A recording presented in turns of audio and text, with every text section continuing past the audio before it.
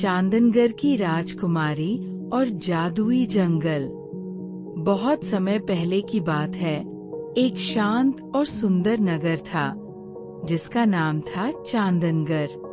ये नगर पहाड़ों और नदियों से घिरा हुआ था और यहाँ के लोग दिन भर मेहनत करते और रात में चांद की चांदनी में ढल कर सो जाते थे।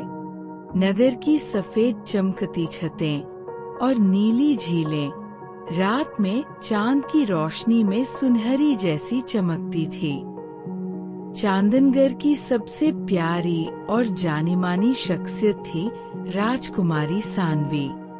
उसके लंबे चांदी जैसे बाल और चमकती आंखें थीं। उसकी मुस्कान में कुछ जादू था जो देखते ही लोगों के दिल को सुकून दे देता। सानवी को दिन में राजकाज और पाठ्यक्रम सीखना पड़ता, लेकिन उसकी आत्मा हमेशा जंगल की ओर खिंचती। हर रात वह चुपके से महल से निकलकर जंगल की ओर चली जाती। जंगल उसके लिए रहस्यमयी और जादुई था, जिसमें हर पत्ता, हर फूल और हर नदी उसके साथ बातें करती प्रतीत होती।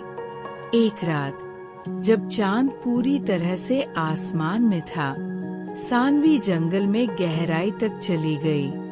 वहां उसने देखा कि एक पुराने बरगद के पेड़ के जड़ों के बीच एक छोटा सा दरवाजा चमक रहा है।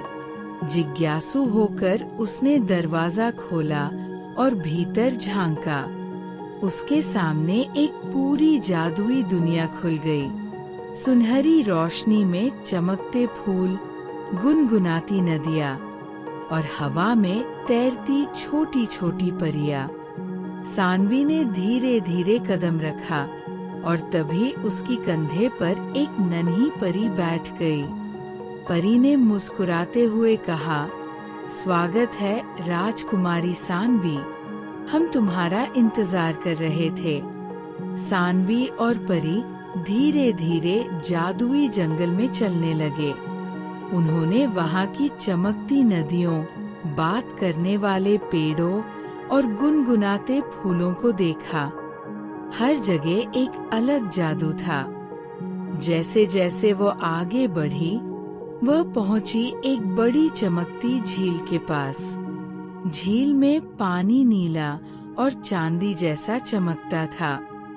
परी ने कहा, इस झील का पानी हर रात केवल एक राजकुमारी को दिखता है और ये तुम्हें एक रहस्य बताएगा।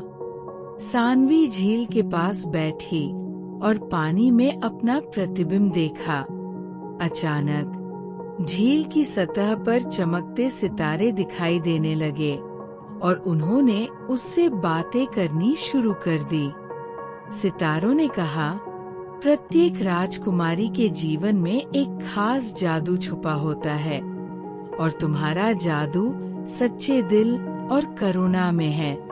सानवी ने धीरे धीरे समझा कि ये जंगल और इसकी परियां केवल एक खेल नहीं, बल्कि जीवन के रहस्यों और सीखों का प्रतीक है।